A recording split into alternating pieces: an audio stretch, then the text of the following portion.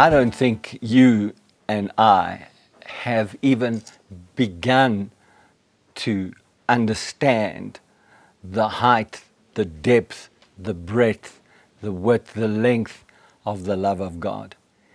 We haven't even begun to understand it, because so much of what we want to understand, as I was saying to you in previous episodes, is transactional based. And so much of what we know about love is based on transactions. I hug you, you hug me back. I speak a kind word to you, you speak it back. You're angry with me, I go angry with you. Transactional based, there's this tension of transactions and whether the transaction's favorable or unfavorable. And that's not a way to live. That's not the way God has chosen to live. That's not the way he lives. He doesn't live in transactions. He lives in agreement. He lives in the power of love.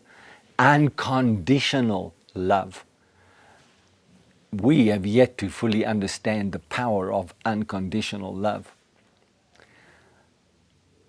You know, I'm just reminded while I'm speaking of a story that was a wonderful man of God told a story about how he was invited to preach at a church, and the people that treated him so badly, and they left him with no food. He went to preach for a couple of weeks. They left him with no food, no money or anything, and so God had to literally, supernaturally take care of him, because they were kind of ready to fast because there was no food.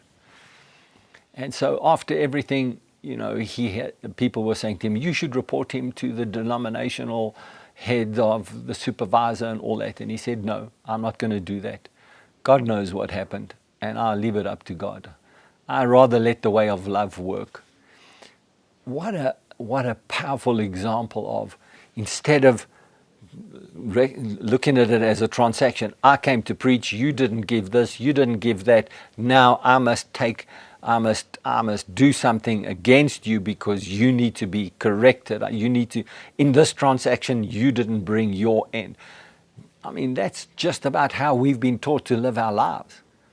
But God the Father didn't take that view. He said, I know you guys can't do the job. You can't live up to it. I'm going to send Jesus, regardless of what you're about. He's going to die for you. He's going to pay the price for you.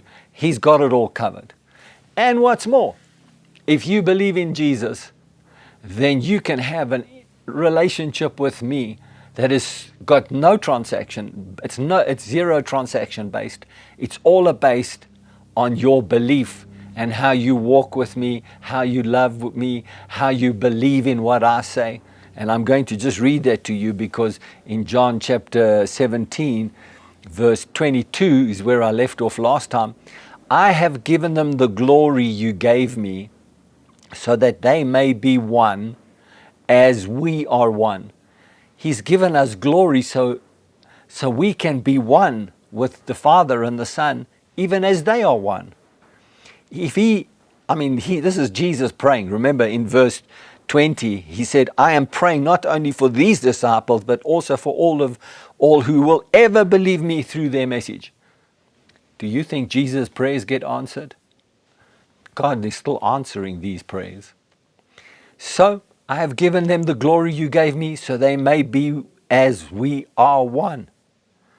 I am in them, and you are in me. May they experience such perfect unity.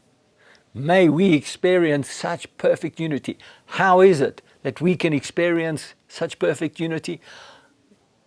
Our human relationships should not be transactional. They should be unconditional. They should be based on agreement of what Jesus has done for us. The more we make our relationships transactional, the less we are going to find out what unconditional, what that continuous perfect state of being, the power of what that can be released. The more we live transactionally, the less we can live in unity.